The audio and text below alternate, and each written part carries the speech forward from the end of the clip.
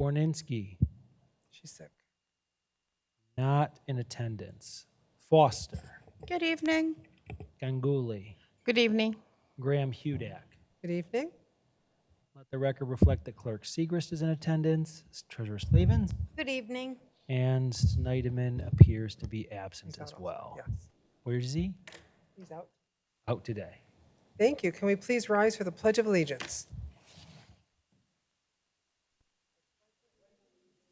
Flag of the United States of America and to the republic for which it stands, one nation, under God, indivisible, with liberty and justice for all.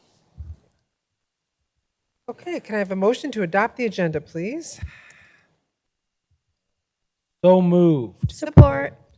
Motion made by Clerk Seeger, supported by Trustee Foster. All in favor say aye. Aye. Opposed, nay. Motion passes. The first item we have on the agenda is a resolution declaring May 2024 as Asian American and Pacific Islander Heritage Month. And Trustee Ganguly will read the resolution. Okay, so before I read the resolution, I just wanted to mention that we have some few guests in the room. Two people from APIA vote, and one of the, I had invited the two MAPAC commissioners from Canton to be here. So Antarjot is at work, is in a work trip, so he couldn't make it. And Snehasis Ganguly is here on behalf of MAPAC. And I think we, if I'm getting it correct, we have, sorry, I was trying to get your names. Curtis and Mengwen. Yes, Curtis and Mengwen. So, yeah, so Curtis and Mengwen from APIA Vote is here. Rebecca Islam couldn't make it because she's stuck in a meeting in Detroit. So, so I just wanted to bring the, I wanted to present the resolutions to them.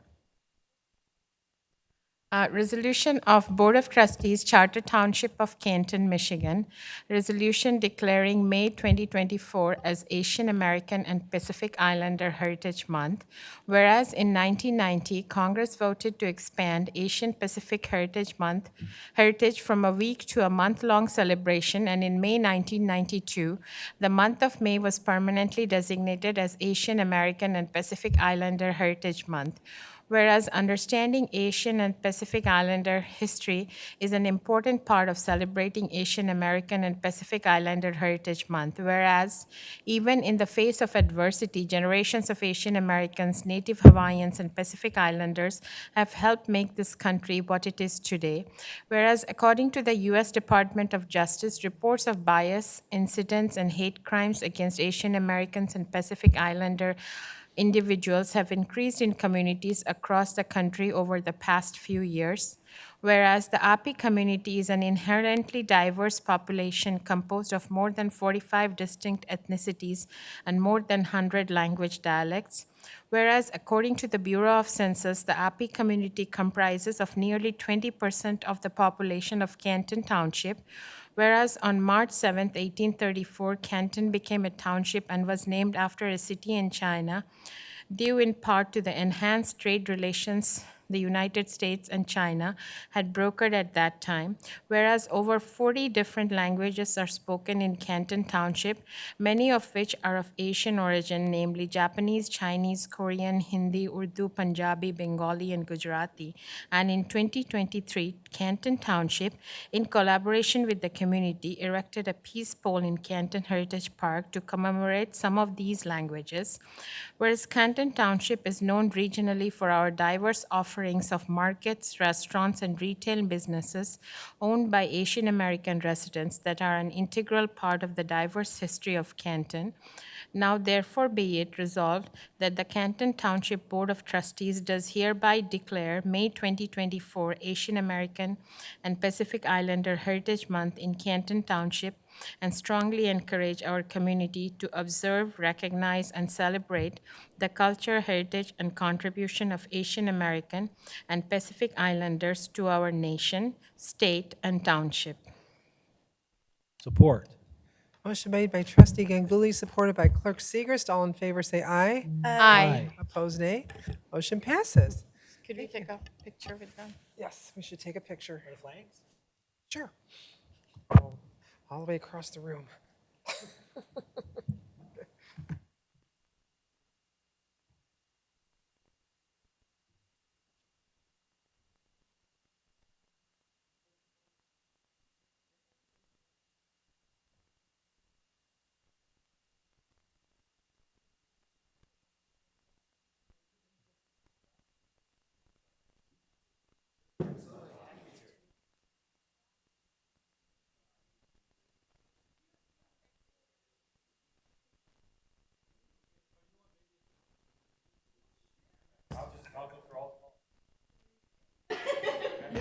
He's going to take.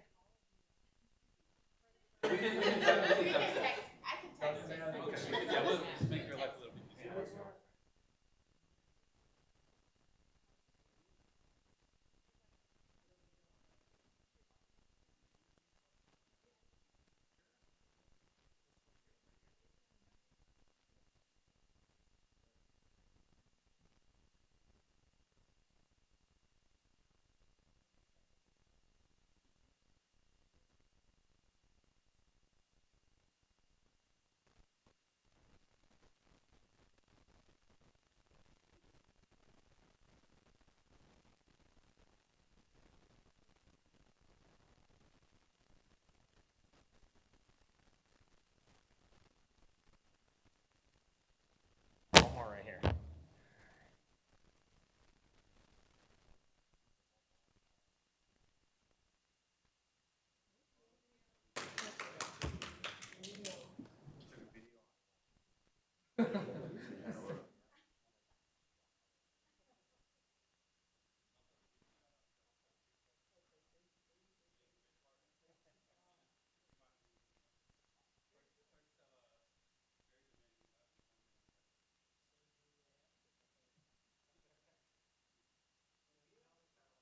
Yeah.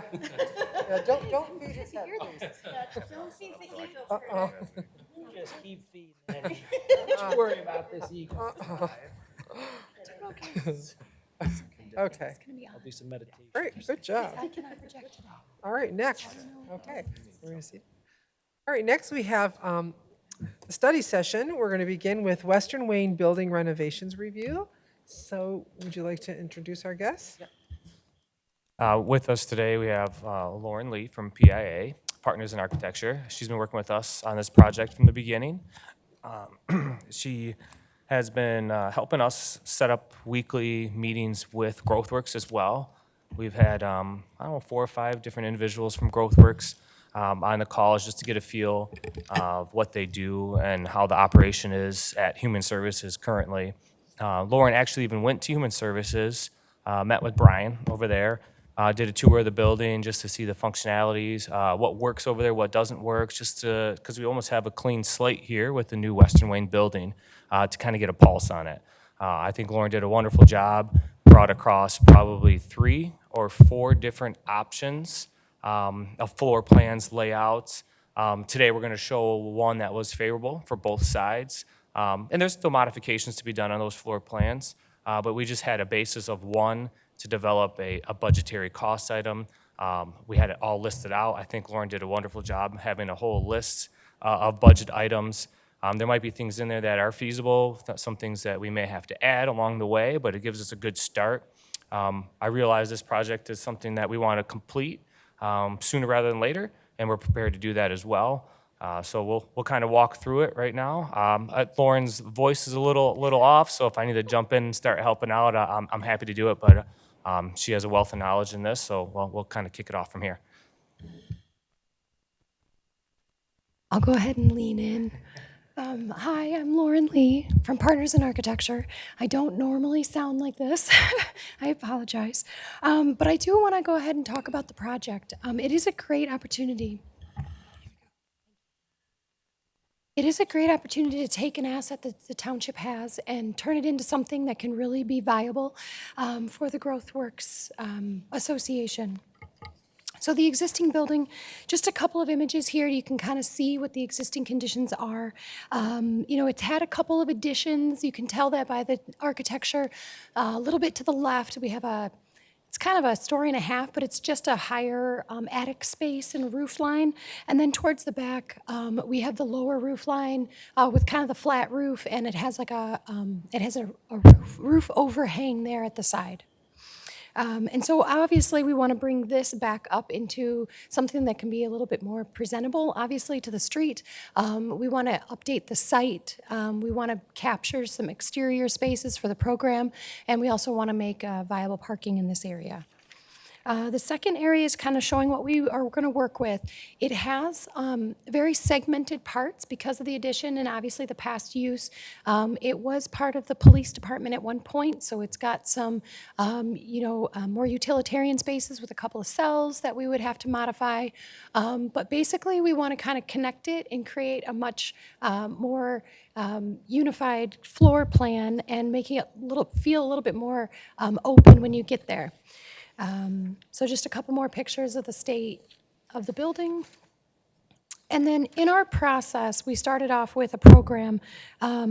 The intention that we try to do at the beginning of all of our projects is talk about a mission statement of what we want to go ahead and do. And so I'm going to take a minute to read this. So we wanted to provide a safe and inviting space to support and serve the individuals, staff, and families participating in the GrowthWorks program. So that's our overall goal from the GrowthWorks side of things.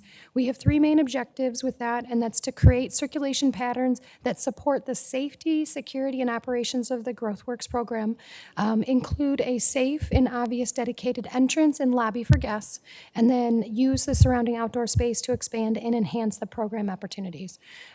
So the rest of the program, I'm not going to read individually, but it does kind of outline where we started. So all the rooms that would be necessary in the space, we kind of discussed what their operations are like. The next page kind of talks about their administrative spaces that they would need, and then we get into some of the building support spaces. So ultimately, what these numbers provided for us was a good outline of what is needed within the floor plan and whether or not the program would fit within the building. Ultimately, we found that the program is going to fit within the building, so that was a good plus. And there's even a little bit of room to spare. So, in the next section, it's the floor plan. Ultimately, maybe zoom out just a little bit more so they can see the front entrance. So towards the bottom of the page is actually that west entrance that you were seeing on some of the images. Yeah, there you, okay, yeah, you had it on the first one.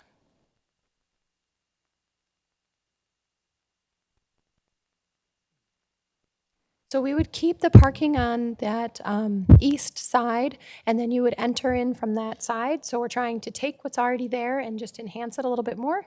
And so, am I out of sequence? No, Oh, it's okay. just taking a wood. Okay, load. no problem. Slow. And so ultimately, we wanted to go ahead and enter the building from that kind of already parking lot. It needs to be redone, but you can kind of tell that that was what was the parking lot. So we would come into an entrance that has a new vestibule, kind of separating that space, creating a little bit of a environmental separation, but also a security checkpoint, having a reception desk, an actual front desk, a locked-in lobby. So I'm showing some red lines of spaces that you would actually have to be welcomed in beyond that point. So once you're in the lobby, you really wouldn't be able to get many other places until you're welcomed into those spaces. So from the lobby, then there is the yellow spaces to the right are actually kind of the program spaces. So from, got it, okay. So there's a couple of smaller meeting spaces. Oh no, oh. This is what. I mean, as long as you can hear me, I'll just hold up the images here. Now, what about the rear parking lot? I'm sorry? The rear parking lot, the one that's like kind of fenced in? Yeah, so the parking lot towards the back, we would actually need to expand the parking lot. So we would actually rearrange the fence a little bit and just have the fence align with the back of the building. And then we would need that extra parking space. So from the conversations that we were having with GrowthWorks, plus doing our own calculations for how many people could be there within the large meeting rooms, overlapping programs that they have going on there, we said that we needed about 30 parking spots plus staff. So the parking lot that's there didn't really have, or just the paved area that was there, didn't really have enough. So instead of going further west, no, am I saying that right? West? To the section B, to the survey B? Yep, that Yeah. would be east. East. Instead of going further east, we decided to go further north there so that we could stay on that same plat that's Okay. already there and not expanding into the, Park area. yes, exactly. And we were able to get the parking spaces that we would need. And actually, we added a little bit on the west side as well, off of the dirt road. We said that there is an opportunity that maybe some staff parking wanted to be on that side. We could do some parallel parking there, if that was something that would offer that. And then there is an actual staff entrance towards the rear of the building, opposite the front. And you can park on the street there too, right? Correct. Yes. And so I think you can park on the street. I don't know how many there. I mean, it is like a residential area. So we could, pave a little bit of area because it is dirt. So maybe in the winter months, it would be better if that just a little section was paved. But it would be on on that portion of the property. So part of the floor plan that we would look to do and kind of based on the layout, this is that north area with the outdoor. So we actually kept the program spaces towards that outdoor area. So with the two large meeting rooms, they would actually be able to go outside from there. So that's kind of nice. And then they really like their current layout where they have movable partitions. So they have the flexibility to go from one really big group into smaller and smaller groups. So we actually laid out two larger rooms that has a mobile partition, and then has another smaller meeting room for intake, check-in, interviews that happen during that first initial program, plus smaller meetings. They would actually be able to open up another space as well. So they really liked that flexibility, and having all of that space be adjacent to that outdoor space has some pretty cool opportunities in that area. From there, one of the other portions that we wanted to make sure we were keeping an eye on is keeping a separation from that program space to the staff space, but still keeping their staff space pretty connected. So if you were to go to the right in the program, you would stay in kind of the program space, but if you're going to the left, you would go staff. So we have another level of checkpoint. There's two interview rooms and offices here. And then you would go through that another checkpoint to go into the actual staff area. And then we have a few offices along the outside perimeter and then workstations in the center. So they actually have 10 coaches and 10 clinicals. And so we have to have those kind of workstations needed to be put together. So we had 20 total, plus they wanted some supervised offices overseeing each one of those. So the way that we have a few offices towards this workstation and then a few offices on this workstation works pretty well. And then trying to work with some of the existing conditions. We've had our engineers actually come out on site.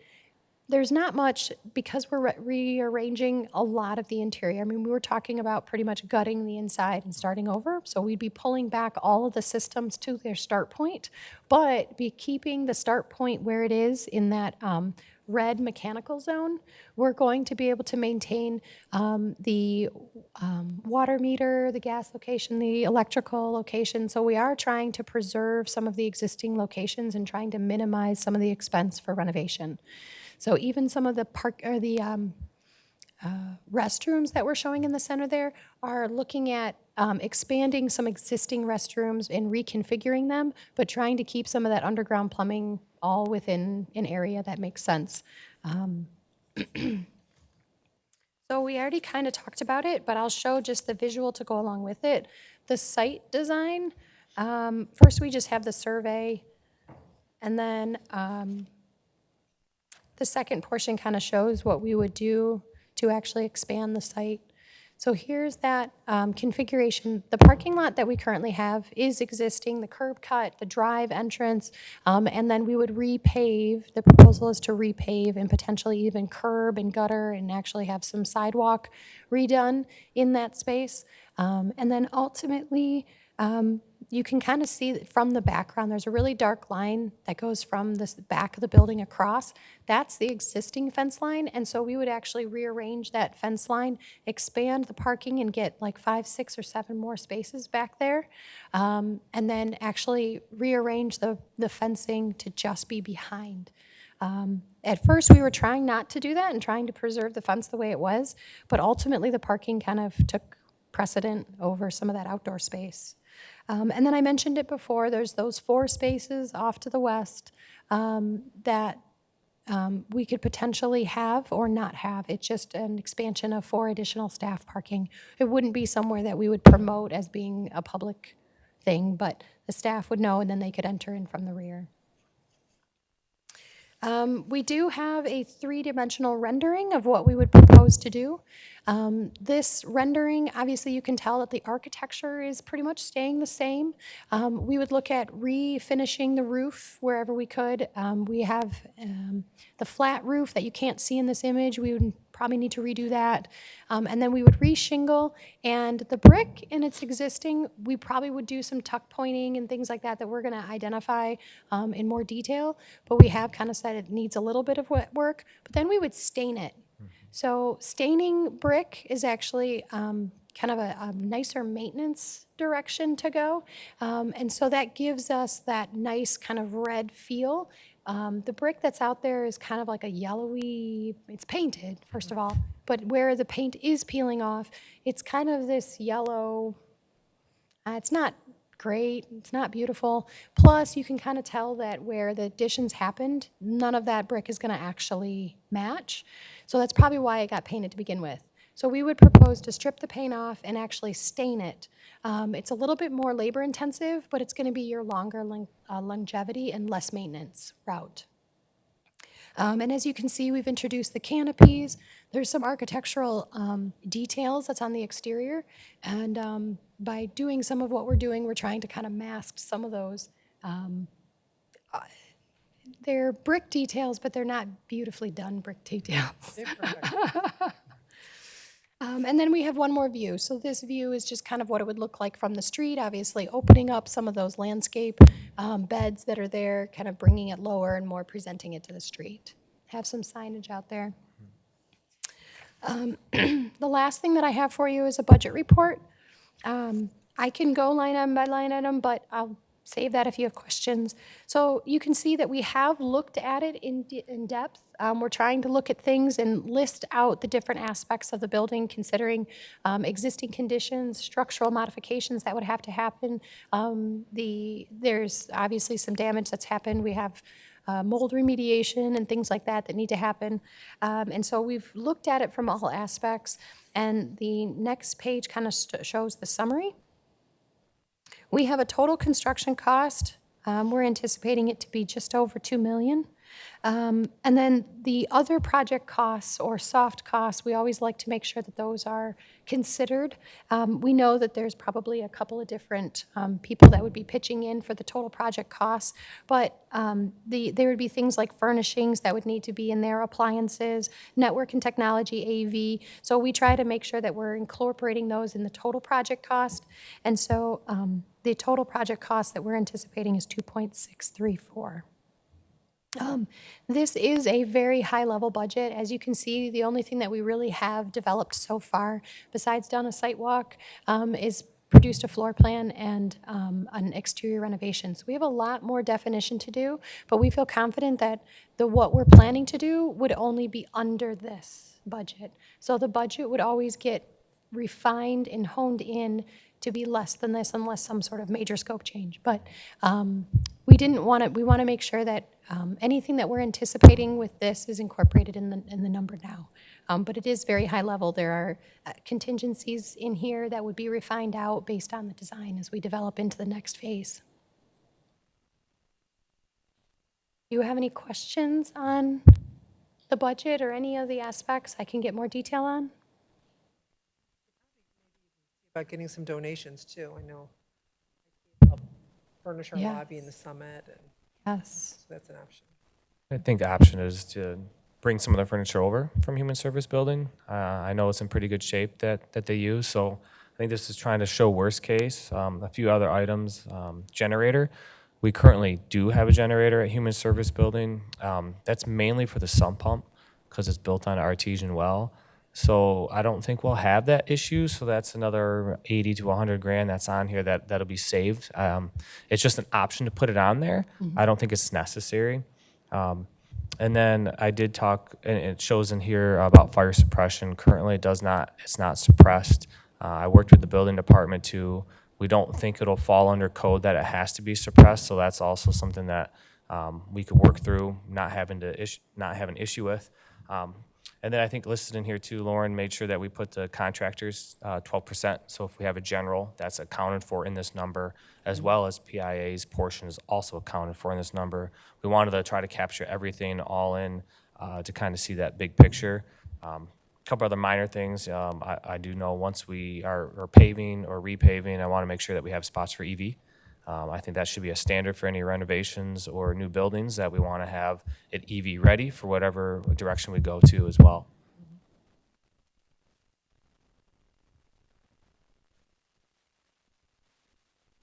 How long will it take once everything's timeline to build? That's a really good question. We had outlined a program before, and that would put us into construction into the fall. And then from there, the construction schedule, being that it's an interior renovation, would take us into the spring.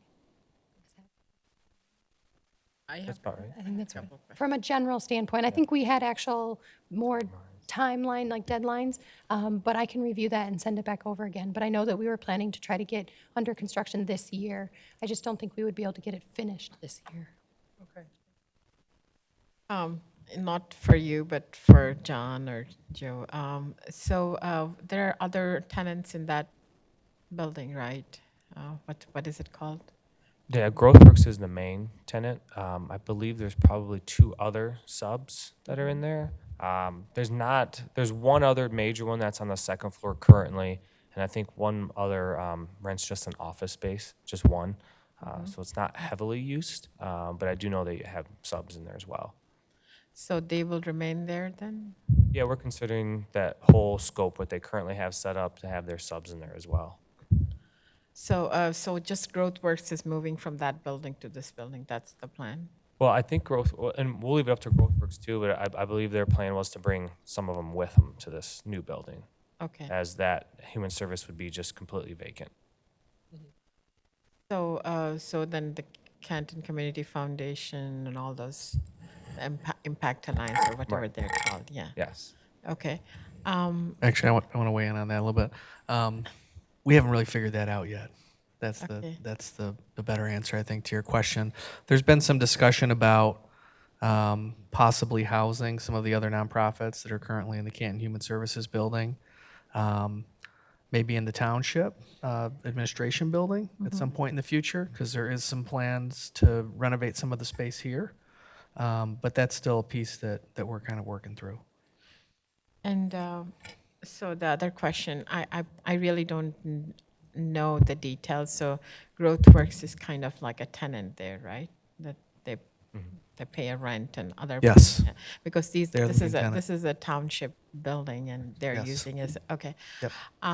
So I also, next question is, where is this construction cost? Like, have we budgeted for it? Where is it, like, where is it coming from, or what are, like, how are have we budgeted for this? Yes. Got it. Yeah, so we've got a $2 million state grant Okay. to renovate the building. Okay. Those are the funds that are budgeted for this project. So Okay. based on this budget, we've got about a little over $2 million.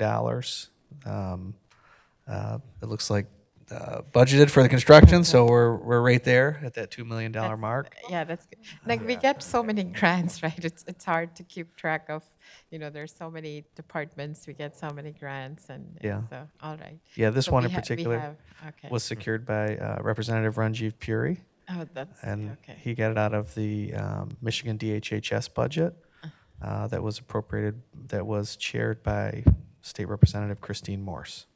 Oh, wonderful. So we got a grant from there, and it's for a good cause, so. Yes. actually will service that area a lot more than it does where it is right now. It's better to move it down there because a lot of the clients come from that area and from the west, and easier to get to on Michigan Avenue than to Cherry Hill Village.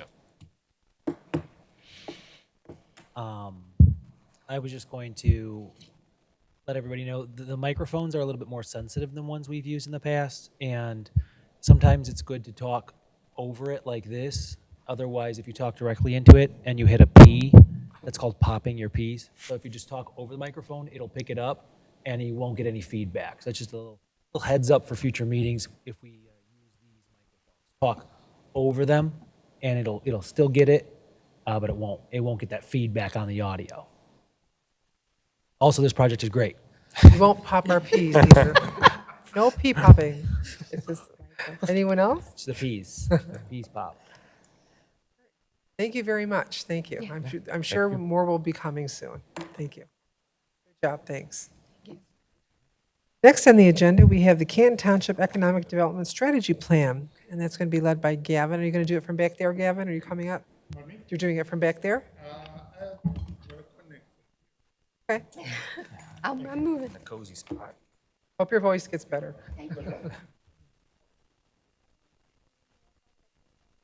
There you go. Thank you. Thanks.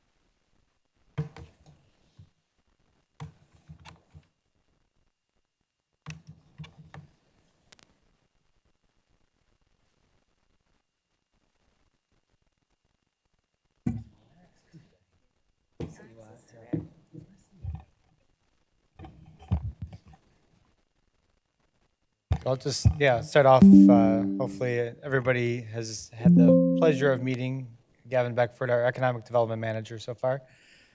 Gavin's off to a great start. He joined us last summer, and I often say he drinks from the fire hose. There's a lot coming at him right now. His responsibilities are economic development as well as the Downtown Development Authority. And with that, when you talk about economic development, there's so many things that fall under that. So many new initiatives. So several of you have had some interactions with Gavin on a lot of those projects. He's done a great job. He's already quickly won over the DDA board and is doing some great things with the DDA. This plan tonight that he's sharing with you kind of came out of the first few months of getting our bearings with economic development and figuring out some strategies of where we want to go and where we think the Canton community needs. We've shared this internally with staff and some of the leadership, and we thought, it'd be a great opportunity to get in front of the board and let you all know kind of where we're heading. And this is not, I know Gavin will tell you, this is a living, breathing document. We're constantly looking for direction, input on this, so everybody comes at the thought of economic development with a different approach. And so this is kind of the groundwork and framework of our strategy moving forward. So with that, I'll turn it over to Mr. Beckford, Dr. Beckford. Thank you, John. Is this clear enough? No popping, I hope? Yeah. Okay, good. All right, good evening, everyone. Good to be in front of you all again. And I like to say to everybody that Canton is at an interesting point. We're basically at a crossroads in a good way, in that we have a lot of opportunity ahead of us. We've been fortunate in that we have a good base and platform for expansion. We're viewed favorably, as opposed to other municipalities that are struggling to emerge from some challenge or problem. We're at a pretty good starting point. So the real crossroads is, where do we want to be? As the 9th largest township, we are a significant player in a number of ways. And it's important for us. One of the things is we have not really, let's say, played into the role that we actually are in. We have shoes that we actually have filled, but people don't know how much we have been filling those shoes. So it's an opportunity for us to enjoy the notoriety that other municipalities have. There are a lot of things that we're doing that's profoundly better than in other municipalities, but people don't know. So we have a lot of things to look at in terms of not only what we do, but also how we communicate it and how we look at things not just for the short term, but for the medium and long term. So with that, I'm going to take you through several sections. We're going to take a look at the current landscape and goals that we're trying to achieve, alignment of the vision with the Canton Township strategic plan, overall historic strategic plan, I should say, the business retention and expansion, or placemaking efforts with regards to housing, funding, which is crucial for the things that we want to do, and managing and growing of Canton's identity. This, if you can, I know it may be a little smaller, but I'll just actually address some of the things directly. One of the things that when we think of the people who live, work, visit Canton, why Canton? Why should people come here? Why should they live here? Where will they work? Will their families be happy here?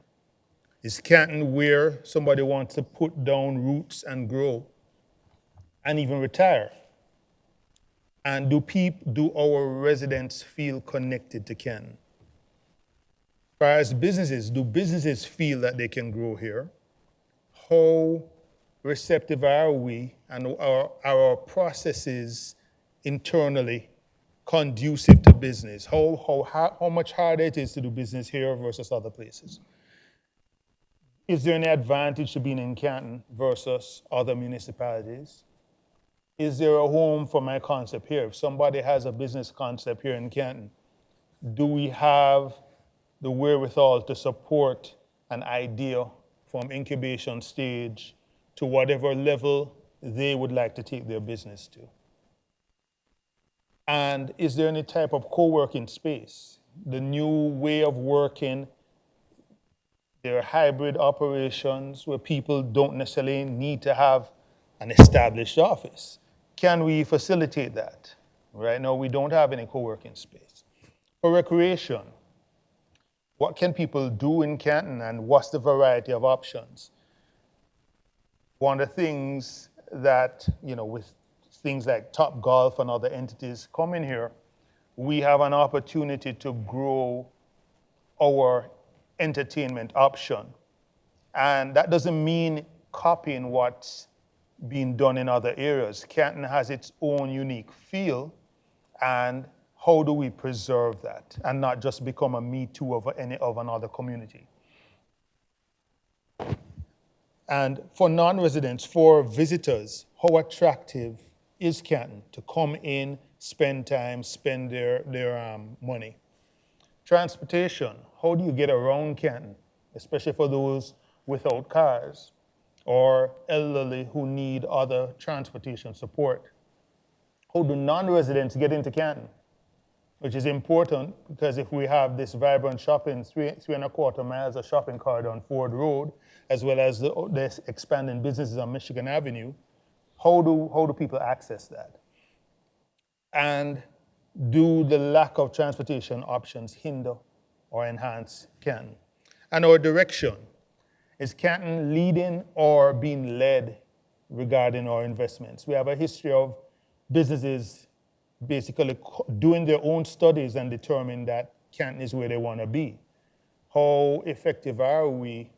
Because we've been lucky, we've been getting the businesses that we would like. But we need to be more proactive in terms of how do we engage other businesses that we see that can contribute positively to Canton's growth. What's the vision for Canton? What industries, businesses do we want to attract? And how do we grow property values and the tax base? And how do we partner to effectively achieve these goals? One of the things I want to, if you see anything that, board members, if you have a question, feel free to ask us as we go along. Or if you're more comfortable making a notation of your question, that's fine too. Just a quick overview of the socioeconomic landscape when this document was created. Michigan residents 18 to 29 with a bachelor's degree or higher are more likely to leave Michigan in the next 10 years. Currently, Michigan is experiencing a brain drain. And one of the things that we have to look at is Michigan as a whole is looking at how we retain people. But among those initiatives, how can we position Canton to be a location of choice for young people who have graduated? Can they currently afford housing here? Do they see a future here? 70% of future jobs will require education or training beyond high school by 2027. How are we positioned to facilitate training beyond high school for our Canton residents? The U.S. economic growth was projected at 2.1% for 2023 and 1.5% for 2024. Unemployment at that time was expected to rise, however, it has remained constant. Up to February, the last measurement was 3.7%. So we've had unemployment pretty stable. That affects Canton if you look around Canton, you'll see a number of signs where businesses are hiring. There are aspects that I'll get into later that are affecting those numbers. Community engagement and consensus has even greater implications. For example, if you're following the news, even up to today, there is mention of Goshen and Big Rapids, the EV battery plant that was planned for there, and the decision that was made to invite that company resulted in a situation where I think it was like 5 different members of the township were voted out. So how do we find that balance between let's say economic development within the township and making sure that we're developing in concert with what the residents, businesses would like to see? Manufacturers expected increased revenues in 2024, and 71% of them intend to increase industry 4.0 tech investments in 2024. So you're seeing that manufacturing is continuing to increase. Their companies are spending money. Now, they're spending it a little differently. They're spending it more in their manufacturing processes. They're making more deliberate real estate choices. How can we position ourselves so that we are a location of choice? And that taps into some of the projects that we have in motion, such as the main project, etc.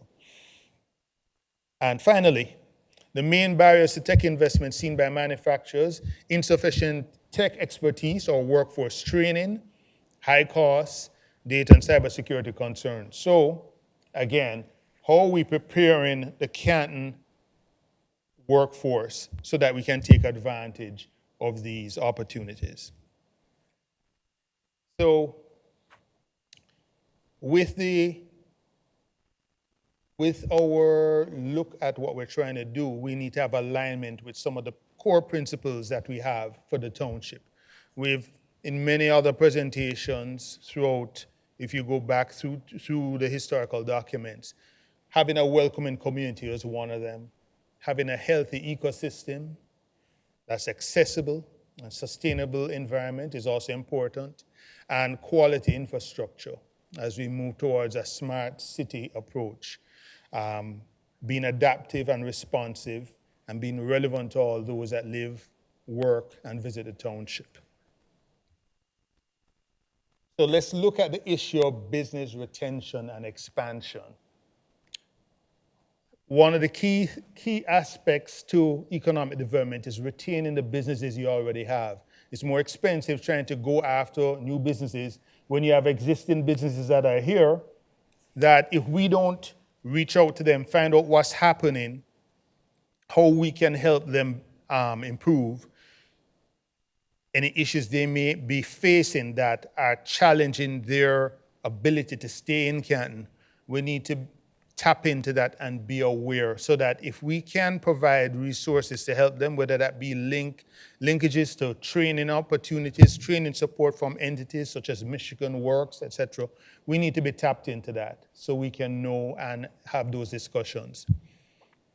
To that end, we need to be able to identify and establish and communicate resources that can help our Canton businesses.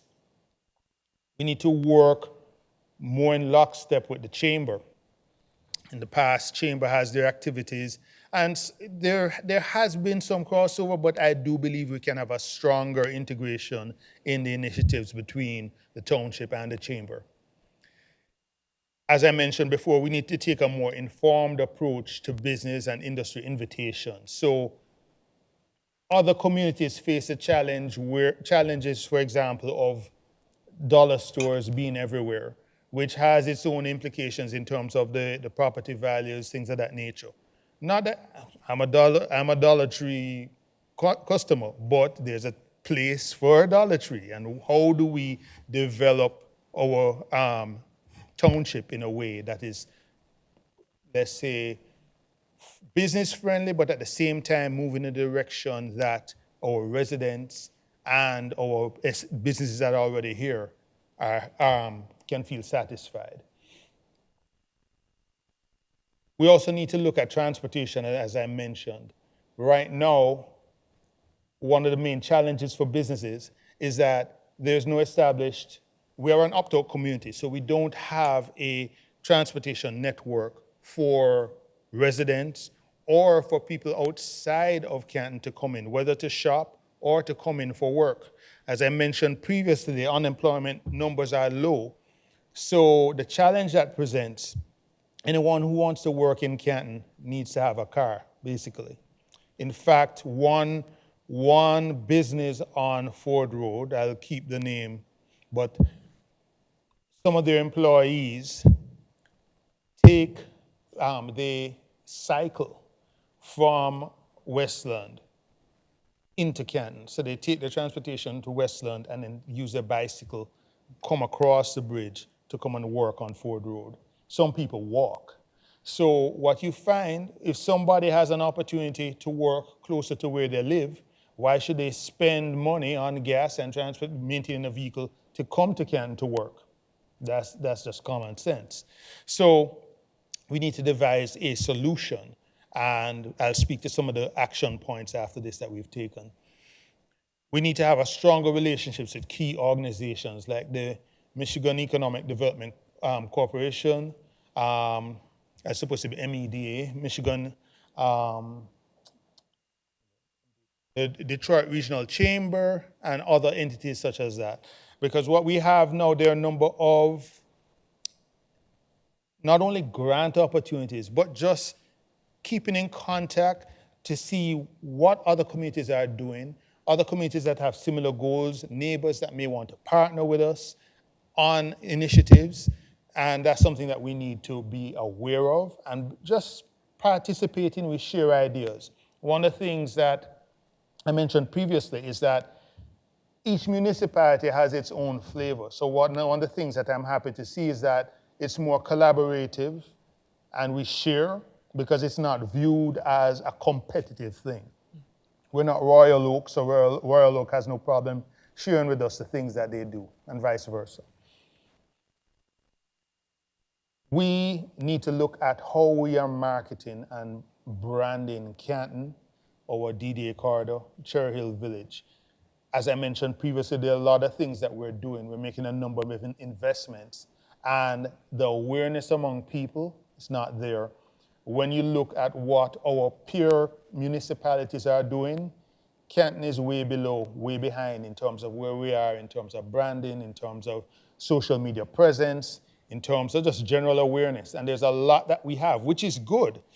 We're not in a situation where we need to try to correct a bad situation. We have a good situation. The thing is, we're not effectively utilizing the means to let people know what's happening in Canton. So there's a lot of opportunity there. Our main project, Michigan Avenue Innovation Network, we have been actively working with potential partners to create an innovation corridor from Canton, going right up through Dearborn along Michigan Avenue. And recently we've had discussions with Detroit in terms of some ways in which they can participate in this corridor. So that is another area of potential growth for us. So let me take you through some action items that we've been able to accomplish so far and some things that are ongoing.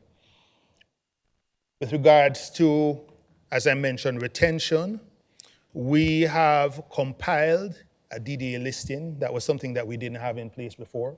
So we have a list, we have a contact listing of all the DDA businesses, which we were able to establish in December of 2023. And we are adding the other township businesses. We don't have a complete list, but that's something that's actively being worked on. The retention visits started in November, and it's slowly occurring. It's only one person, it's just me. So there are a number of things that are going on, but where I can, even in my personal time, I do stop, when I stop at businesses in Canton, I try and engage the managers or the staff, talk to them, find out how business is going, or any challenges they may have. As far as developing contacts to advance training and incubator efforts, we have had contact with one major business that's here, their North American headquarters, Yazaki, as an example. Just having discussions how we can help them utilize their excess capacity. Since COVID, they had a number of people who were working from home, and the challenge that they faced was that some people didn't want to come back. So you had a lot of space that was there not being occupied, a lot of equipment. So we started some discussions with them at that time. We'll see what comes out of it. I've had meetings with Schoolcraft and with folks from University of Michigan, as well as Michigan Works, in terms of potential ways in which they can support training for Canton businesses and individuals who are looking for other ways to either seek jobs or to improve their capabilities. We've started, since June when I came in, I initiated more collaboration communication with the Chamber of Commerce, and we have been able to collaborate on several things so far. And right now we're at a better exchange of information, which is good, much better than we had before. The improved approach to business, industry invitation through acquisition of tools. One of the things we've been able to do, for example, we've acquired some tools. The township has been able to acquire CoStar, which is a real estate application which allows us to identify potential real estate that we can make potential investors, as in businesses that are trying to look at Canton, make them aware of what's available, package reports for them so they can have a sense of what they can consider and what the attractive features about Canton. The DDA has been able to acquire the services of Placer AI, which is a service that utilizes your cell phone information. It doesn't identify individuals, but what it does, it aggregates the positional information that's out there. Anytime you download an app to your phone, you get those little requests, do you want to share, etc. If you choose, it's not identifying you, but what it does, it gives you an idea of where people going to when they come into the community. Where do they stop and shop? How long do they stay there? Where do they go after they leave? So that's information that is helpful to us because it gives us an idea of how are people spending their time in Canton. One of the things people have always said is that, oh, Canton is IKEA and they come for IKEA. Yes, some people do that, but where do they go after they leave IKEA? And are we creating an environment where people feel that, yes, I've gotten my furniture from there or Gardner White, let's go get something to eat, or, let me get my groceries. How are we creating an environment where people feel inclined to continue their shopping on the corridor, or on Michigan Avenue, or to have recreation in Cherry Hill Village. So this tool will help us to assess that and make proper decisions. We recently completed a study, which you earlier in the month, there's a presentation by Airspace Link with regards to a drone highway study. By being proactive, this is a way in which we can set the groundwork for businesses that want to integrate drones into their operations to look at Canton as whether it be a test environment or a place where they're going to actively put business in. As far as micro transit, the transport problem I mentioned, we have successfully submitted for an application for, we've submitted the application for a grant. So the process was completed, our application was accepted for a microtransit solution through a company named VIA.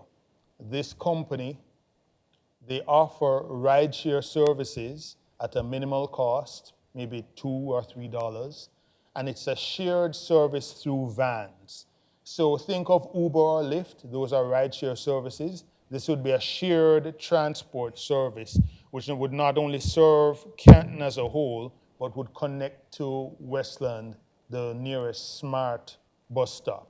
That would allow people who want to work in Canton to take the bus to Westland and then use the microtransit solution to get to wherever they need to in Canton to work. And it will also facilitate, whether it be nightlife or just general transit of people, students getting from place to place within Canton. We also have started having monthly interactions with key organizations. So that way we are abreast of what's happening in other municipalities. We're sharing information.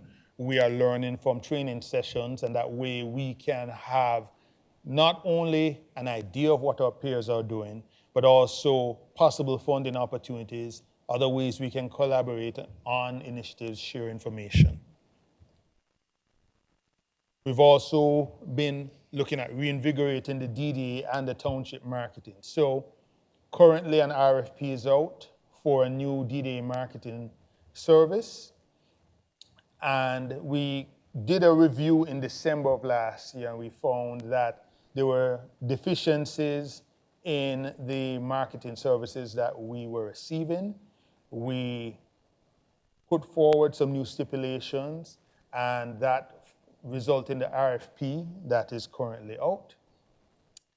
We are looking to revise the economic development portions of the Canton Township website. We should complete that by August of this year. And overall, we have started working more in concert with the established township marketing.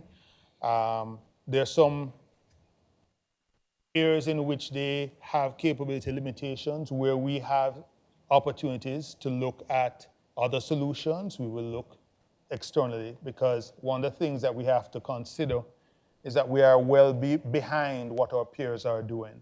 There are a number of different tools that internally, whether it be Placer, which we've gotten, so at least we're online there, but Canva is heavily utilized, a lot of social media influencers, things of that nature. We are not where our peers are. So as we progress, we need to step up our game.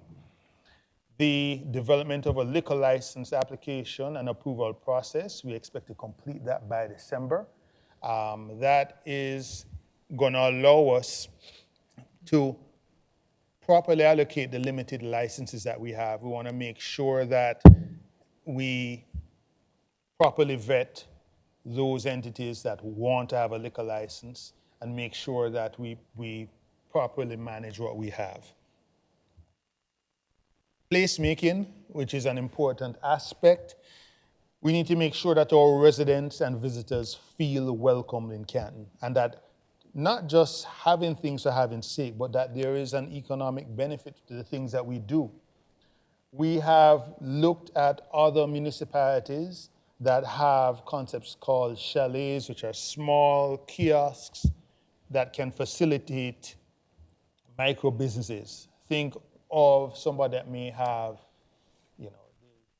decide they may do pizza, and they can freeze the pizzas and offer them in a small, they can freeze them and offer them, sell them, heat them up in their oven and offer them to people, almost like a food truck would or a stand. But these are actual locations that would be in specific locations in the township. That would allow someone with a business idea that's viable to pay an affordable rent and to be able to have space that they normally would not be able to afford based on the cost on whether it be Ford Road or Michigan Avenue. So we're looking at how we can integrate that. Oh, sorry. We're looking at how we can integrate that into our development throughout the township, and also working with businesses for their excess parking space, where we can work with them to convert that into space for that. There's one particular business, it's a little premature to mention the name at this time, but they, oddly enough, they had the same idea. So when we started speaking to them about that, they recognized that they had parking space that wasn't being utilized throughout the year, and they would like to create that atmosphere where people can sit and relax and engage and purchase from non-competing businesses through the kiosks, because those chalets and kiosks are crowd generating, and by default, those nearby businesses benefit as well. We are looking at how we can establish a visitor center, because as I mentioned, if you look into the history of Canton, there's a lot of rich history that's here that a lot of people don't know about. I've had opportunity to sit with some folks from the Historical Society, and as far as not just the farming aspect, but the diversity aspect, there are a lot of rich cultural history, from different walks of life here in Canton and how they've developed and evolved.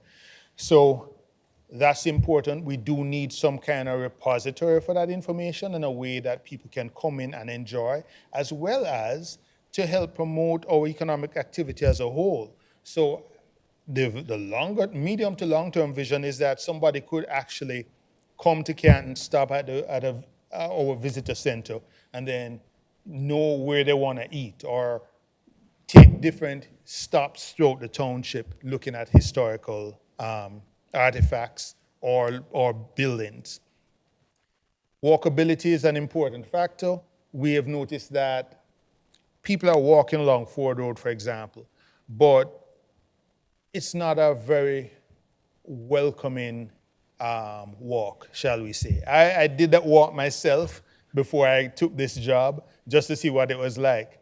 And it really is suited towards cars. But if you look, when you're driving by, there are people who are walking it. So how can we make that more inviting? You know, somebody wanted to take a stop. Where would they stop unless they're going to go into a business? We don't have any seating along the way. We don't have any shade along the way. If somebody wanted to ride their bicycle or scooter, do they feel safe? So there are ways in which we can look at that. And same thing goes for the microtransit, as I mentioned before. So let me take you to some of the action items that we've had. As I mentioned, we were discussing with some businesses in terms of repurposing their parking lots. That started in August last year. One of the things that we need to have in order to make the applications for the grants is a design. And we're going to look towards September of this year to have some designs so that when the funding opportunities come up, we already have the designs in place and can make those applications. We've already started discussions with the Historical Society in terms of potential visitor centers. Unfortunately, the very building that you looked at is one of the things that they had eyes on, but of course that dream has been put aside. But we're going to continue our discussions as to what a viable solution could look like for the Historical Society, for a visitor center supported by the Historical Society. Walkability, in April of this year, had discussions with MDOT in terms of how we can improve walkability, especially with the impending construction on Ford Road. One of the aspects I discussed with one of the representatives is that we need to find solutions that, let's say, that are movable. So there are things we can put in place that we can then move, whether they be planter boxes, seats, how we modify the sidewalk. We can think of things that we can put in and remove. So when the construction comes in place, we can save costs. So those discussions have been happening. We've had discussions with the team in Detroit, the mayor's team that has done a number of road diets, and they've given us some input in terms of things that we can possibly do in certain areas. Also, I have a question. sure. What is road diet? Oh, good question. One of the tricky things about this is reminds me of my time at Ford is like you get caught up in these acronyms and different things, and sometimes you have to bring it back. A road diet basically is, let's say, a slimming down of the roadway so that you bring down the traffic, the speed of the traffic, which lends itself to several things. Safety, the businesses that are in the area can develop because people are actually able to see the businesses that are there.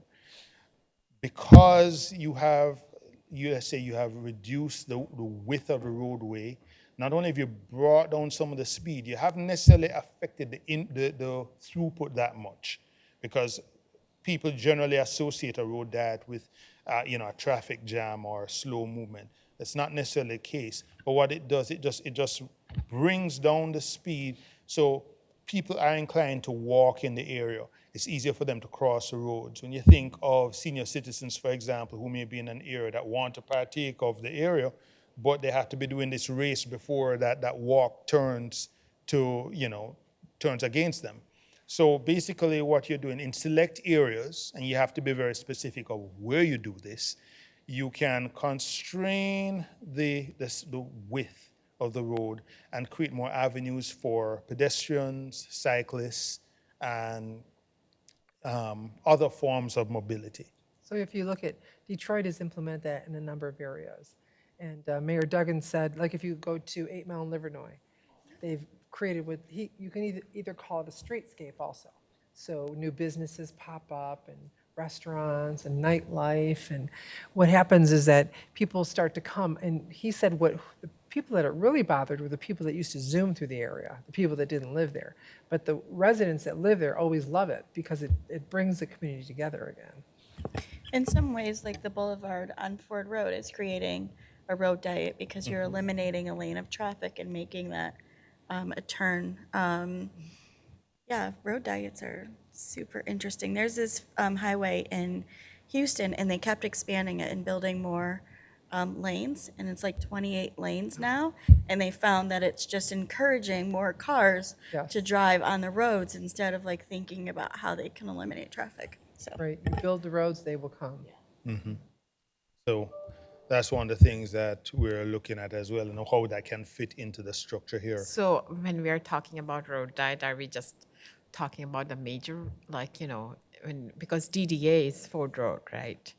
So are we talking about specifically the DDA area, or are we talking about other sections? We're trying to work on building the Well, Cherry it- Hill Square, so. Okay. Well, as you mentioned, the Ford Road project is actually a road diet. We're also looking at where offshoots from Michigan Avenue that are conducive to that. How can we integrate that so that you can foster that type of pedestrian and cyclist activity? So that's one area we're looking at, but it's not limited to that. We're looking throughout the township as a whole. So where it's conducive, it may make sense and it can work, we'll consider that. Of course, we have a way to go because we have to do our respective studies and look at the impact. But that's something that we've been exposed to as a tool, as an economic development tool. If you think of Livernois in as you get in towards Detroit, you will Livernois and see, what's that? Livernois and 8 Mile. Yeah, living on 8 Mile, you have a good example of what they've done over the last year and a half and how it has revitalized the businesses there, because people used to just drive, 50, sometimes 50 miles per hour through there. And it has slowed the traffic down, but it's also provided on-street parking, attractive walkways as well as cycling on the sidewalk, etc. I'm just going to, in the interest of time, I'm just going to move a little more quickly. One of the things we're also looking at doing is the establishment of a social district in Cherry Hill Village. We expect to complete that in December. We started that in December. We expect that to complete that later this year. Let's see, food truck applications. One of the things, people are interested in having food trucks, but there's some aspects of our process for approval that are restricting that. So it's a matter of looking. I've had some meetings just last week, actually, in terms of what are the things getting in the way. And so I'm going to be having meetings with the respective departments to try and eliminate some of those blockages so that we can have that vibrancy, because that will also contribute to some other initiatives here. Okay, housing, just quickly, one of the things we need to do is have a proper assessment of the housing stock in Canton and to look at all levels, from the high income to the low income. What do we have? Do we have enough in the respective areas to facilitate the growth that we're looking for? For any potential brownfields that we have that can be converted to either housing solutions or other types of solutions, we need to look at, for our Michigan Avenue Innovation Network, where's the housing going to be, especially now that people want to be able to have short commutes to work. How can we integrate housing on that Michigan Avenue corridor to support this innovation network? And as I mentioned, attracting new college graduates. And for people who want to move to Michigan, one of the things that has been mentioned are the concept called eco-migrants, people who are in places like Los Angeles or in California with the wildfires, or people in Florida with the hurricanes. People are experiencing weather effects and also other economic issues that they're moving away from. Extremely high rents, property taxes. Michigan is a viable option for some people, and Michigan as a whole is actively promoting trying to get people to move to Michigan. So if they're going to move to Michigan, why not make sure Canton is a location of choice? At the moment, the locations closer to the lakes are actively promoting because of the proximity to water and the water sports, but we have a lot to offer in Canton. And they can still drive within an hour and achieve that as well. I mentioned the CoStar tool earlier for real estate, looking so we can provide recommendations. And we need to develop a stronger relationship with our developers. That's something that, as we improve those relationships, we can then have a better negotiating platform in terms of the things that we're trying to achieve. So quickly, some action items.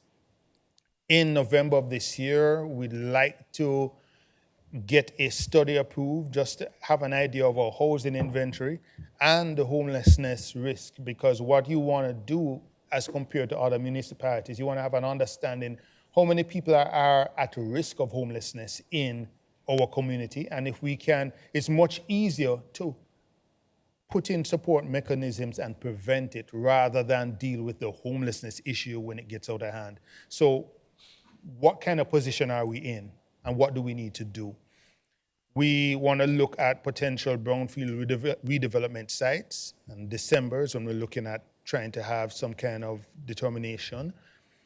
Our main project, we are looking at how we develop a governance structure to participate with all the different municipalities participating in the main, and to look at, by December, identify some potential housing sites. April 2025, we want to be able to apply that housing study and come up with some concrete tools to help attract people to Michigan and some marketing to support that. And I mentioned the tool acquisition and the developer meetings to facilitate that closer relationship. We're almost done here. Funding is another important aspect. As I mentioned, it's lovely to have these dreams, but if we don't identify and work with our grant writers and as well as our engineers and planners to have the plans in place, it only becomes a dream. So one of the things that we've been doing having more coordinated interactions with our grant writers and trying to move ahead of the curve, develop the plans ahead of time. Because one of the things that I'd like us to be able to do is to be more proactive and less reactive, to identify the specific funding opportunities that we want to take part in, and to have enough time to not only generate thorough plans, but to be able to comfortably engage other entities that we may want to partner with to increase the probability of success. So these aspects are ongoing. And the last aspect of those circles that I showed you earlier is managing and growing Canton's identity. So we need to develop an effective media strategy. I think of the various things that we're doing, even the meeting that we're having here now, for some of the things that are discussed, we need to be having effective PR to, hear plans where Canton is going. There should be, in my view, no activity that we do, no event that we have, whatever groundbreaking, etc. We need to have active PR so people know what Canton is doing. That works for us in a number of ways. Residents can see that we're active, that we're doing things. People can feel a sense of fulfillment that their representatives are actually doing these things. There are other communities that are in turmoil because their representatives are either not active or have other improprieties going on. We don't have those problems here, and it's important to highlight that so that people feel a sense of belonging with what's happening in Canton. And that then attracts people to want to live here, visitors to want to come here, and businesses to want to invest. So we need to recognize that we're only going to get what we invest in it. So we have to look at our internal resources. We have to look at the aspect of social media. Right now, the private groups, I'll use Facebook as an example. The private groups among residents are way more active than what Canton itself is doing. And so they are better sharing information about what the township is doing than the township itself. And not to say that we have to be the end-all, be-all of communication, but certain things that we're doing need to be better communicated through social media channels. And we also need to look at where we are now. They're influencers for pretty much everything. When you look at Dearborn or Royal Oak, Dearborn in particular, their type of entertainment and dining, they're active through social media from their own initiatives as well as independent people who cover that. And what other municipalities are doing, they engage these selective social media users to present certain offerings. And what you find is that whatever they highlight, restaurants in particular, the specific items that are shown get sold out. So there are ways in which you can capitalize on that. Ideally, we'd like to see this department evolve beyond a one-man operation, because the things that we're trying to do, there's only so much you can do with one person. So whether it be interns or full-time employees, that's something that we can look forward to in the medium to long term, hopefully.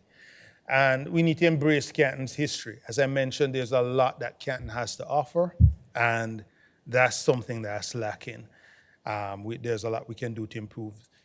And to put Canton on the national stage. There's nothing that should prevent people from walking around with an I Love Canton t-shirt or whatever it may be, or items that people can purchase here and represent Canton outside. So it's a matter of pride among all members of Canton and visitors. So we've been actively working with township marketing. We're employing a new marketing services company for the DDA, and where necessary, we will bring in external service providers to bring us to the level that we need to be at if we can't do it internally. And again, the brand identity of the DDA and the township is crucial, so that's something we're going to continue to work on.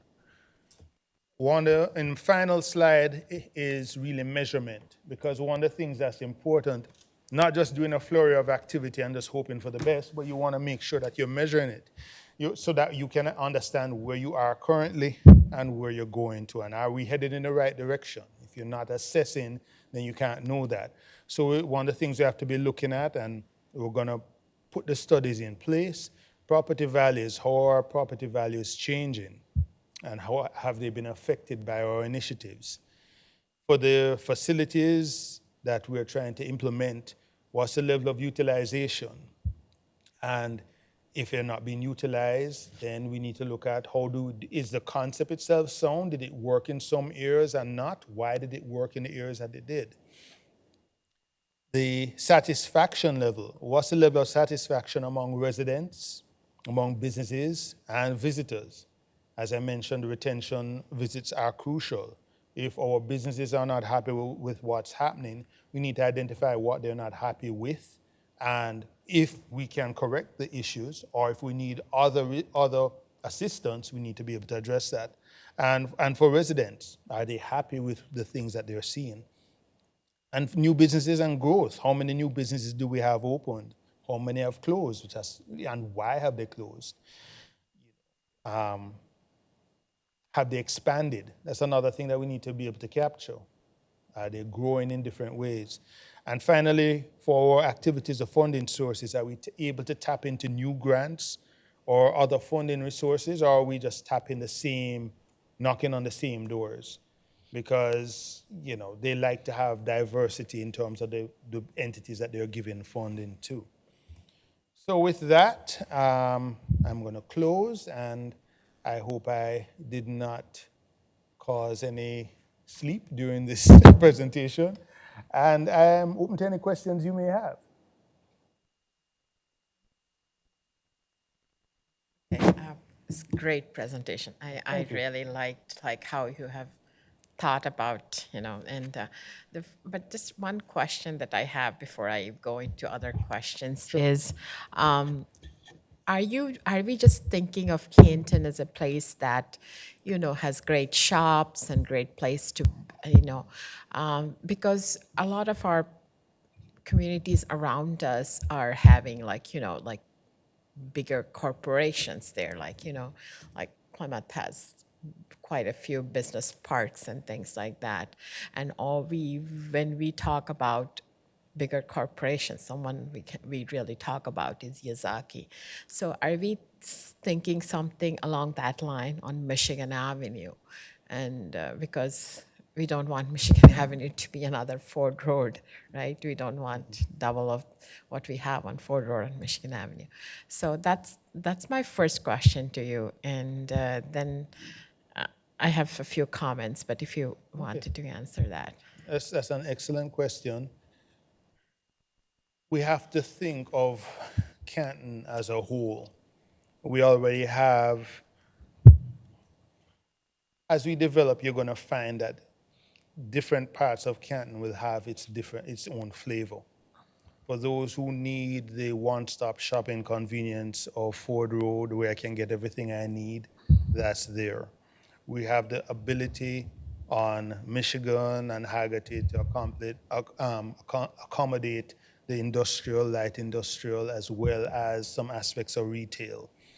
We have Cherry Hill Village, which will have more of a relaxed atmosphere, select type of businesses, so that you can preserve that walkability, that low traffic in terms of vehicles, but at the same time, a social district where people can come and enjoy.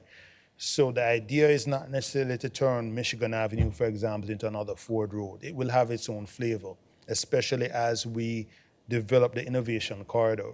One of the things that we've been thinking about, for example, how do you incorporate drones throughout? Maybe you have a drone park, because right now, even our park out here, unless you have a license, you can't fly a drone in the park.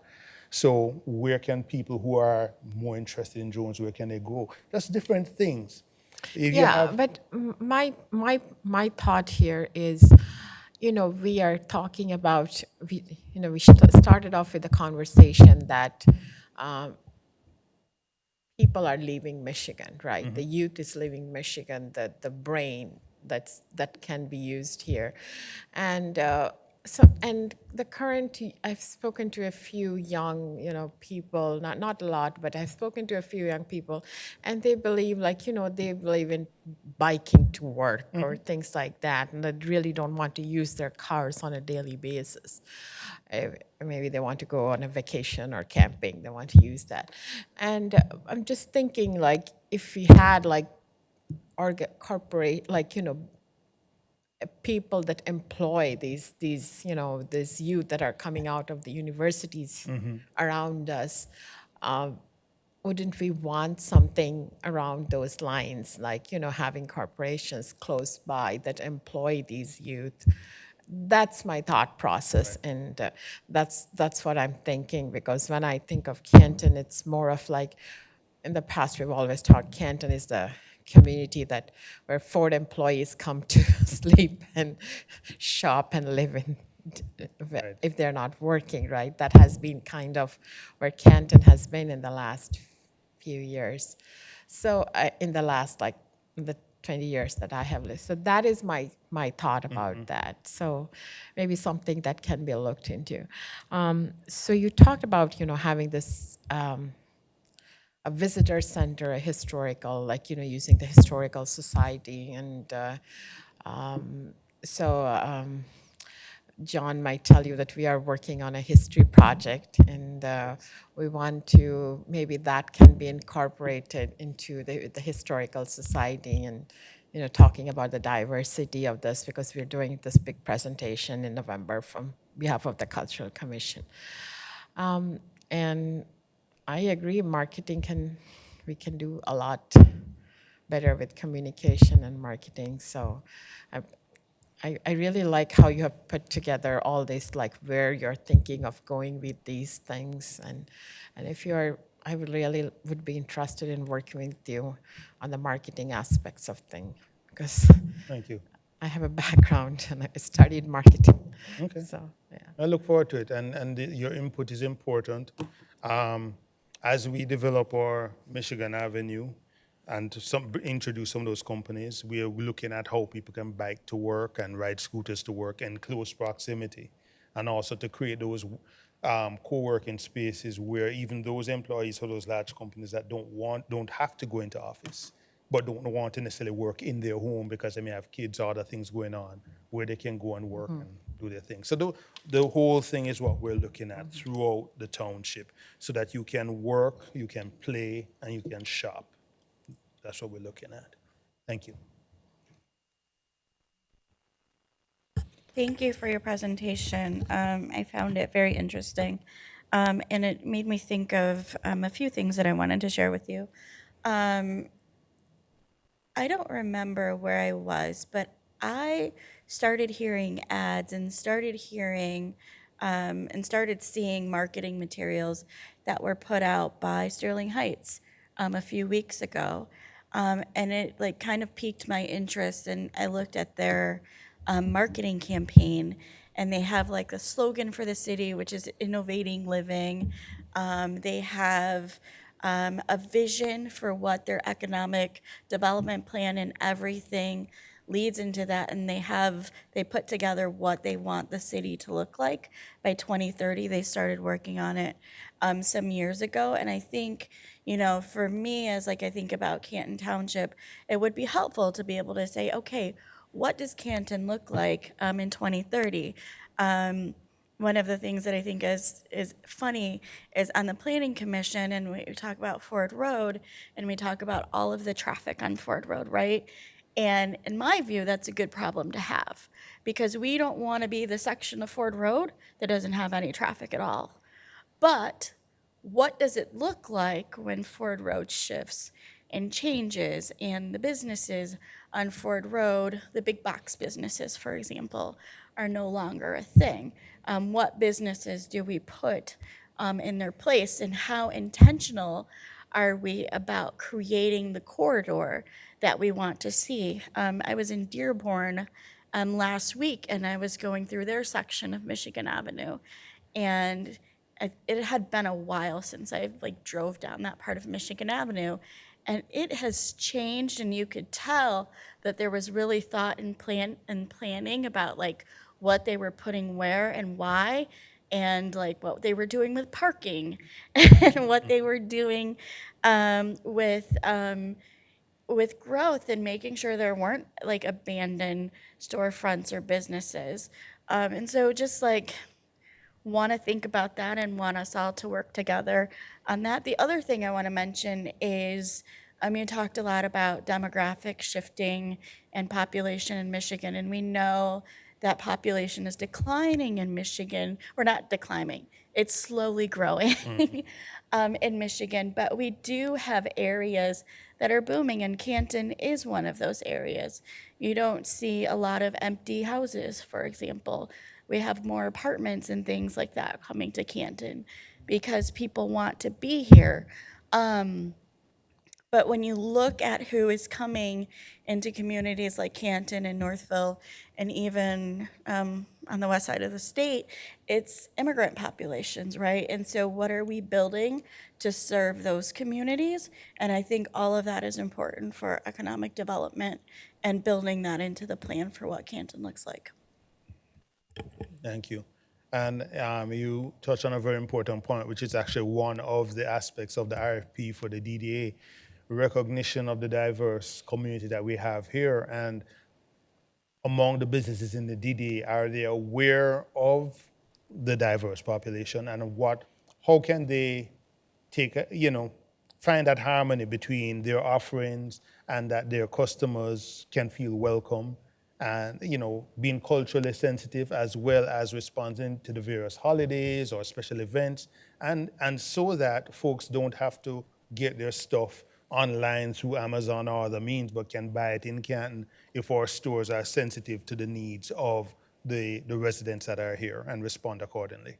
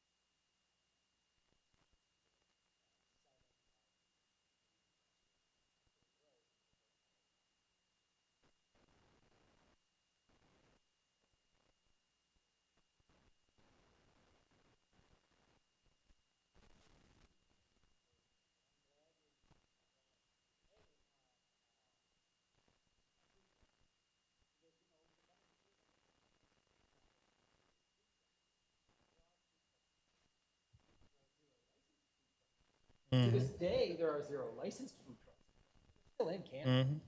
And I was in Ferndale over the weekend.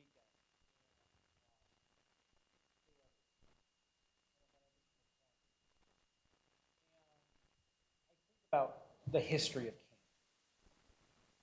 about the 80s, the 90s in particular, we borrowed the standards of like West Those were the standards we put into our planning ordinance. We're going to build a community around single family homes. And that's what we wanted. And we drove most of our municipal spending towards that. Hence the Canton Cut. The playgrounds we have, the parks we have in Canton Township. But our standards for both businesses and residential buildings are all built around that. And since that time, we've built a substantial amount of luxury apartments. We've seen the rise of Cherry Hill Village. And those aren't your typical nuclear family living that experience. You've got young professionals, you got academics coming in at different levels, and the census demographics show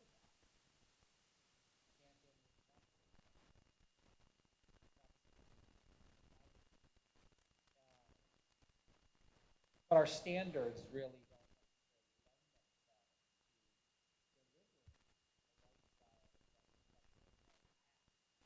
don't go elsewhere.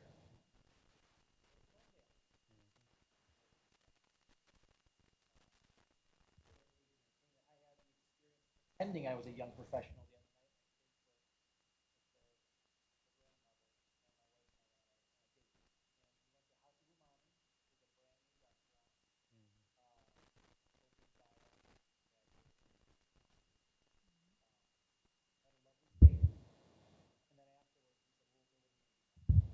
And the next step in that date night was to leave.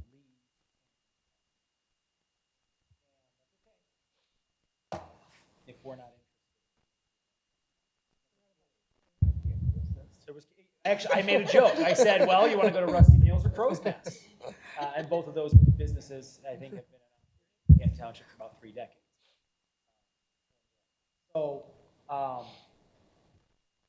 we're actively trying to work on that, but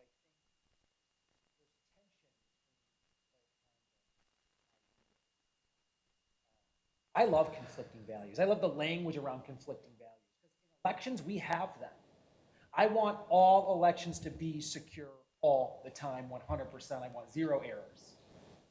And I want to see voter engagement. I want to see voter turnout. I want to see voter accessibility. And access and security are on this. It's the same line, but it's a spectrum. That if I jack up security, I make it so impossible for people to actually vote. What good is a secure election?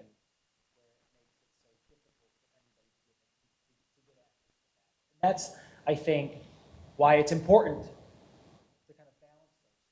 So, what is Canton? Well, we've increased the amount of young professionals in Canton. We've probably added 6,000 or 7,000 since we created the standards in our zoning ordinance. Are we able to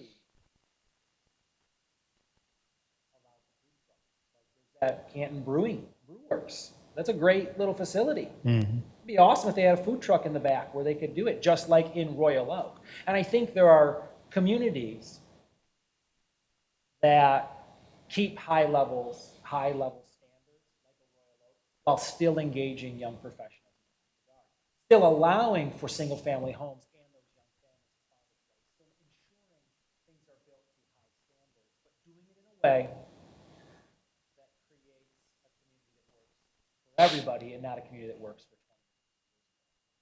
And I think that's kind of, for me, where we're at. I think it's delicate, it's nuanced, you know? It's simple things, conflicting values where we look at like, we want to have, we want to talk about climate refugees. We want to do things around stormwater. We want to do things around pollinator gardens like we have in our public parks. We want to embrace the green movement, whether it's through alternative energy, through electric vehicles. Yet currently, if I wanted to put in a native rain garden in Canton Township, would I be violating our noxious weeds and nuisance ordinance? Yes, I would. So that ordinance was written in 1997. When the sole thing grass because I don't want their long lawn impact my property values. But oh, by the way, Walsh College in Troy,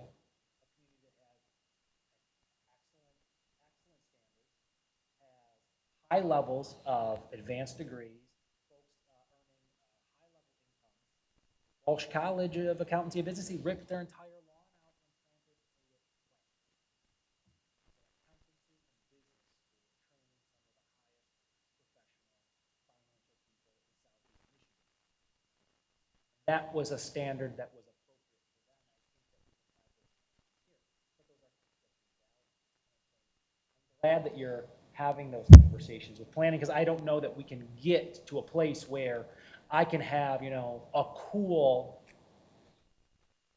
vibrant, small business community if a business owner has to hire 4 lawyers, 6 architects in order to do what they want to do and go through an appeals process because our ordinance won't allow them to have a unique business. I'm not saying we come Austin and say like, you know, keep Canton weird and just throw the standards out there and we can all kind of do whatever we want to. At the same point in time, I do think you know, we embrace our uniqueness. A lot of that's kind of around the diversity in Canton Township, in Lynn County especially. But I think a lot of that is also around if we want to see creative, we want to see people trying new things. We have to create the environment that facilitates that. And I do think that starts at the planning. Thank you. Thanks for the presentation. Very good. Appreciate it. I do appreciate the thoughtfulness you have in all of the planning, you know, with Michigan Ave and everything, working with businesses and just networking so that we can have a good Michigan Ave when we finally get it going. And I remember maybe it was 4 years ago, we had a study session and when we talked about what's going to happen when all of the stores close down. And we all talked a lot about, and I assume you have that in your future vision in 2030 or whatever, when the businesses close and having apartments or livable spaces above these buildings on Ford Road and whatever Michigan Ave looks like. I doubt it'll be like a Ford Road. Hopefully you kind of are planning, you know, for the future in that way. Lastly, I know you know, people come to turn in their property transfers to my office all the time. And I know we have young families moving in, and they're moving in both in the small homes, which most young families want, and also in the large homes. So the Canton is wonderful in all we have to give to folks. So it is a great community. Plus people think it's safe and they love our schools, love our library. We have the best library and parks. So thank you for the presentation and I look forward to the future of Canton. Thank you. Thank you. Thank you. And I know we're being, as we've said, very intentional on Michigan Avenue so we don't have a Ford duplication down there. And so we've been having a lot of meetings, and that was, you know, like you said, Mayor Duggan is saying, why don't we look at road diets all the way from Detroit to Ann Arbor? What spots can we put it? So that's, you know, one thing to look at. But if you think about, if you looked at the data at all that we've gotten from the Master Plan Advisory Committee, and because they've been collecting data for probably 2 years now, going to like the Liberty Fest and getting input from residents, that might help, you know, steer some of what you might want to see on Michigan Avenue. But they've got a lot of data on that. Yeah, some of this is informed by some of the master plan work. In fact, I've been in close discussion with that team, especially in some of the projects that they showcased at the summit and some of the concepts that are there and the feedback. So we've been in discussion with them, and as those concepts are approved, you know, we are ready to work with them to help execute. And I don't know if you've seen it yet, but some of the things that yeah, actually you were at some of the events, the chamber universities that we've created, trying to bring in the different cultures and teach the different businesses how to market to them, how to celebrate their holidays, say Right. Happy Ramadan, Happy Diwali, Happy Juneteenth, to bring the cultures closer to the businesses. So we've been working on that. That's kind of a start, inching in that way. But but thank you for the presentation. I think it was really good, and there's more to come, as you said. The chalets are really cool. I know when I was in Traverse City, I saw one. I mean, I don't know if you know, the city of Wayne did a little chalet, like a business pop-up area, and a business started in there, and they did so well that they moved into their own shop or their own Right. permanent business. So that's what the chalets do, right? You have Right. the food trucks that can drive in, but the little chalets where we just have little businesses try out different things, to see how the residents react. And that ensures our future as well, because when you think about it, outside of the big box operations or the chains, what really draws people to a place. And if there's some unique spot, let's say there's somebody who does really good chili in Canton and decides they want to take a chalet and offer chili, and to the extent that it becomes popular, then people come for that. And that's something that's unique to our location. So we need to be able to facilitate those people who have those business ideas, because that is what will differentiate us. Because the businesses will come and go, and if they feel that they're not getting the growth numbers, whether they be their Wall Street projections, etc., and they decide, okay, this is not a location for us, what do we have left?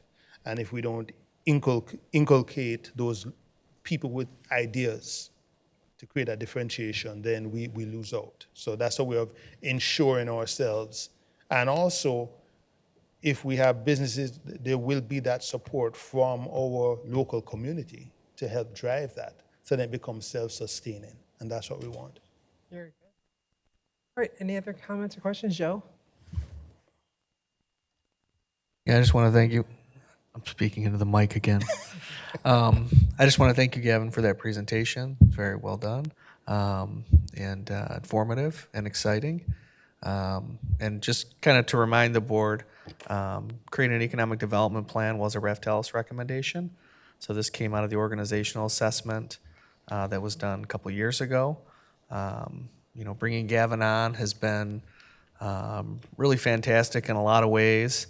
Not just because he developed this tremendous economic development plan, but because of all the initiatives that are in the plan.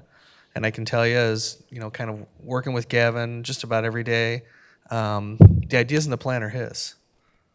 He's really kind of brought these things to the table for Canton Township, and is really working on integrating them, into the larger vision for the township, as defined by the board goals and the master planning process that we have going on right now, the communication strategy, everything. He's really working to kind of bring all those things together into a unified vision for the township. So he's been a great addition to the township. So I just want to say that. Thank you. Thank you. I agree, Joe. Anything else? All right, well, thank you very much. Great job. And as you you. said, this is a living document Yes, thank with you. inputs and outputs constantly. Thank you. Next on the agenda is public comment. So anybody wants to do public comment, you want to go up to the podium?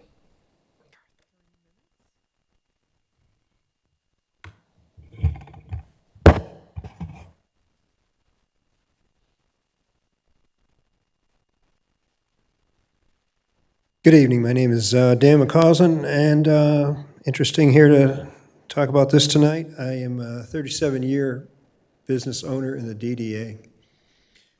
I think you've hit on a lot of targets tonight, but I still think you're way disconnected from the business world here. I took some notes here. To do business in Canton Township is way too much regulation. Huge. Go to other communities, far less regulation. Talking about how to get new businesses in here, but you run them off with regulation. Just like the gentleman said, it's 6 architects, 12 prints, 40 revisions. And then the grassroots comes up and says, hey, we want to do a rezoning. No, sorry. I don't think it's what we want to see there. Well, it's going to happen to the 2 northern communities here in the next couple of weeks. They're going to say, wow, could we have had that? Watch, it's going to happen. You'll see in a couple weeks what could have happened in Canton Township. I travel a lot, People ask me where you're from. I say Canton, Michigan. Ever been there? Yeah. Is that where IKEA is at? Yeah. What do you think about the area? We think it's kind of seedy. I got that comment a couple weeks ago. I was 1,155 miles away. A lady said, we got off at, is it Michigan Avenue? I said, yeah. Oh, she said, it was horrible. We got back on, we went to the next exit. GPS took us there, she said. Where IKEA was. I said, yeah. Did you stay there? No. Why? She said, it didn't look safe. We went to a community called Novi. I said, Novi? Yeah. Okay, that's another thing. If you would have attended the master plan meetings, which I had, along with the public engagement, one of the biggest complaints that the folks had said, we lack a level of sophistication here. One gentleman said, you know, I'd like to take my wife on a nice dinner. I'd like to go to Fleming's, or what else did he say? Hyde Park. He said, all we have is Wendy's and White Castle. I agreed with him. I said, you're right. You know, when this town was initiated, it was marketed as a bedroom community. Like the lady said, most people work at Ford's, they live here.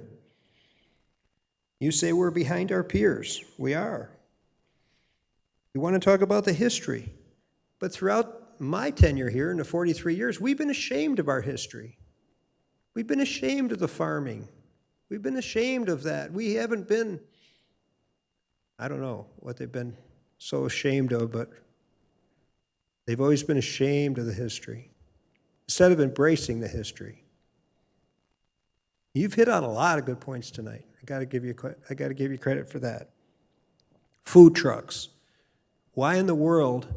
You know, a food truck undermines a business. A food truck doesn't pay property tax. A food truck doesn't pay water. A food truck doesn't pay sewer.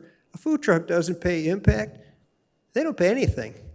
Yet they can just roll right in and undermine the storefront. How is that so cool, hip, and exciting? That's like a guy fixing his own car in the driveway versus taking it to my shop. He's got the right to do it. That's fine. But what happens if a guy just rolls up and says, hey, I'm on the corner, I'm going to do brakes? That's the same concept. So from a business owner, for what I'm hearing, you've got a lot of bad ideas. Got a lot of good ideas, but you got a lot of bad ideas too. And you got to remember, when the boulevard comes, which is farther down the road now, keeps getting farther and farther. Thank you, Mr. McCausland. Pardon me? Thank you. Time's up. Thank you. Oh, well, this is what happens. See, time's up. This is how we have such a wonderful community. Thank you. Thank you. All right, thank you. Okay, so our team's here to speak to afterwards if you'd like to. Can I have a motion, any other comments? Anything happening this weekend or board comments? Memorial Day. Happy Memorial Day, exactly. And isn't there something going on Memorial Day? Yes, we're having a, down at the Veterans Memorial, it's actually on the Facebook page, so you can come and watch a ceremony for the veterans. So that is this weekend. And please be careful. We are seeing a lot of driving incidents out there, so please be careful, slow down. Remember, school's in session, and people are all trying to get somewhere. Okay, great. Can I have a motion to adjourn, please? Support. Motion made by Clerk Seeger, supported by everyone. All right. All in favor, say aye. Aye. Opposed, nay. Motion passes. Thank you. Meeting's adjourned.